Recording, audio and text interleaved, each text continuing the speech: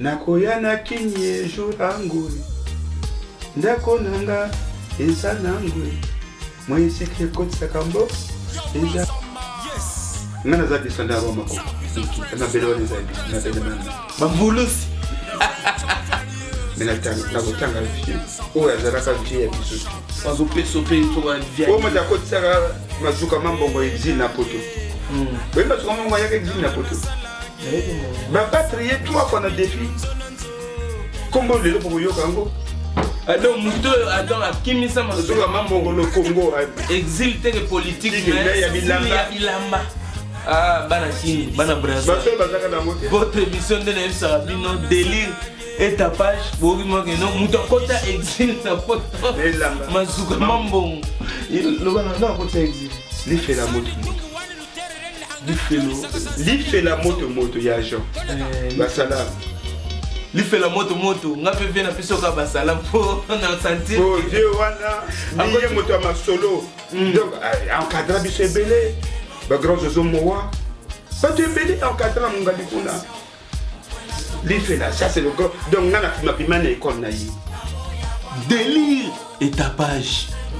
Délire et tapage. Babi Masola Sika. Hein? Brazza, Kinshasa. Donc c'est-à-dire Congo, Oya Sefa, na Congo ya Zaïre. Tout ça na Masolo, Moko, Obalobi, Pon, enfin Chama. Masolo au bandali, bossé aux années délire et tapage. Délire et tapage. En direct de Mputouville, les parrains à sapologue, sapologie, pardon. On va trouver les grands sapologues. Ben mon cacha les mouella. Donc muto avant ça les solon et puis nandenge forme et continue embrouillement et le moins délire et tapage comme kofinga, kotonga, bakalomni et puis likundu, séparation. Ok, forme de comme on sent ça. Le niveau ils ont non, pas parole, au moni là, autosopota ce que le monde a esprit. Délire et tapage. Maintenant, maintenant, ça, maintenant, awa, on est dépouillé par l'ongo, substance mongo dans nous autres. Ah, maintenant, comme il a tout, ça dit tu te mens tout. Ouais. Ah, donc, mon colonne, on a dit après. Na que nous si ça kada moi na masolo kaka dona ya baba course moko na memela bango na studio na te dit kaka moi na ye moko motalo ba on va moi na zo garde on fait tout ça Comme de après la il va comme kaka donateur la bimi doni na longwe musicien na bien na komaka donateur na pesa kaka na pesa talate pesa kaka donc dans le bon, à partir à partir d'aujourd'hui, na osation ce musicien na komi kaka bota kanga ba président kaka ya la groupe so ça des groupes pour bengaye na komi président ya mouvement donc il y a une bimisaka qui président na modo le banto mo on va mona voilà musicien c'est parce que j'ai manqué une vocation. Parce que Moutouana m'a fait manquer une vocation. Jusqu'à présent, j'en souffre. Au fil de vache, délire et tapage. Comment il y a les émissions? Donc, Ben Moukasha, Abiba, forme et BTS, les Ayaban. Le mingi, il faut comprendre que Bastar tout. Bazule kana tapage délire. Tapage délire. Benga ki Norba. Norba de Paris, autrement dit Zarathustra.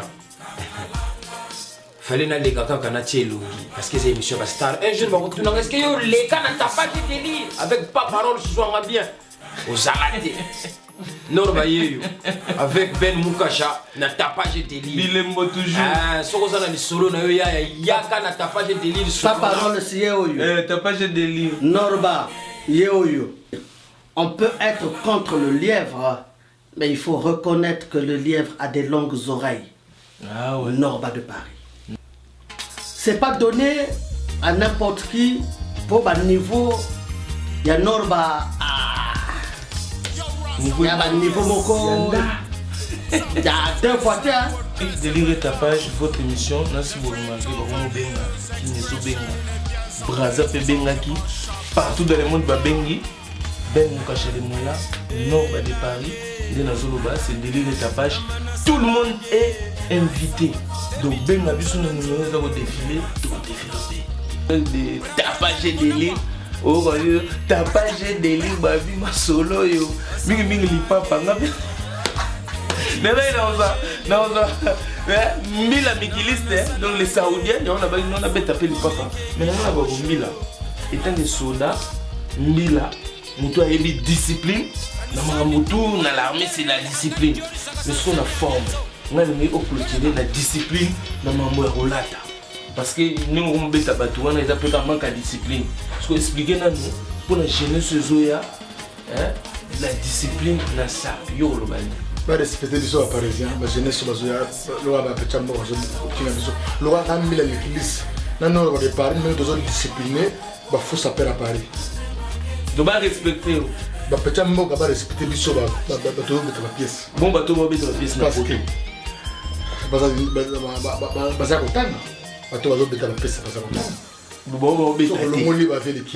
so kolongoli ba Olivier Tambo, so kolongoli ba pipe de Kunda, ba pipe de Kunda, so kolongoli ba Alex Bieza. Pas génial. Tout temps so banani. Bon, beta te suko yipsa kwa.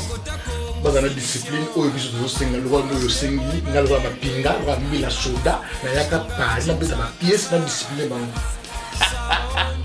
Cela quand vous sentez t'as pas génial. Donc, ce qu'on a discipliné, Mbila Mikiliste bien au bêta. Na film, bango bakanisa ke film eza na suka. Mais ngana norba de Paris, nde tozaki idéologie kanga langa. Film eza ko banda. Donc, film bandi. Oh, là le bandi gâté. Mais oh, nazo fraîcheur, na ko laksa leçon. Na ba imbécile oyo baba kuna goyo o ba bayaka batekela nga bilamba o ka soba ka bango na ba desa. Moi j'ai dit non, on ne peut plus continuer sur cette lignée. Nge yaya we parisien, sala sala lutat sala sala, bituku bia bibi. Ambo mpangi topso ko ali na valeur. Kabo bakako. Donc ngana sala ba fiena nga ba franco suomo. Na sala ba fiena nga ba japonais, ba yana ba mboko. Ba fiena nga ba symphonie maestro o ba sala ba masolo mo kilebi. Ils sont là. Et on va aller jusqu'à où? Donc nous pourquoi tu connais maintenant tes jours que tu peux faire vous va ça mon mbele mon fuiri. Peut-être mais on a pas beaucoup là alors que mon tuna hakandre na ndeka shisa kwata. Mbangi na ndeka shisa kwata voir même na bala. Ba cameraman ba shiri monter polémique. Yo yenechi kayena même ya freko. Question que vous posez lui. Ni réponse quoi car je peux même ça indexer mon tuko yandika kwenda kumzwandi beaucoup ça en confrontation na mundu même le monde ça va le problème allez le cas problème est-ce que ça le mot ça là le métier de journaliste c'est pas ça le métier de journaliste si vous connaissez pas la définition c'est de hiérarchiser c'est de crier et de rendre les choses dans leur contexte c'est-à-dire que tu as vérité live yango to créer ta page de ligne parce que le leçon qu'on t'a vraiment bien temps on a besoin réfléchir vraiment dans le 21e siècle.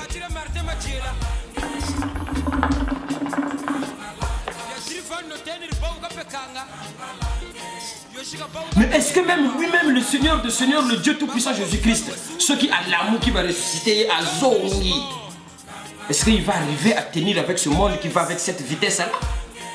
Parce que est-ce que Jésus m'a dit là?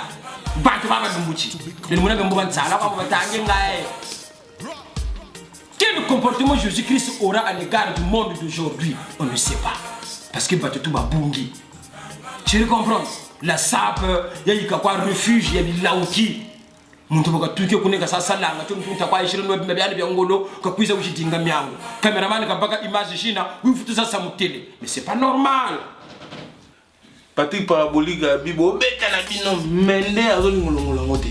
Donc nga na keina menanga. Meme on a sac na zo la bino mewana.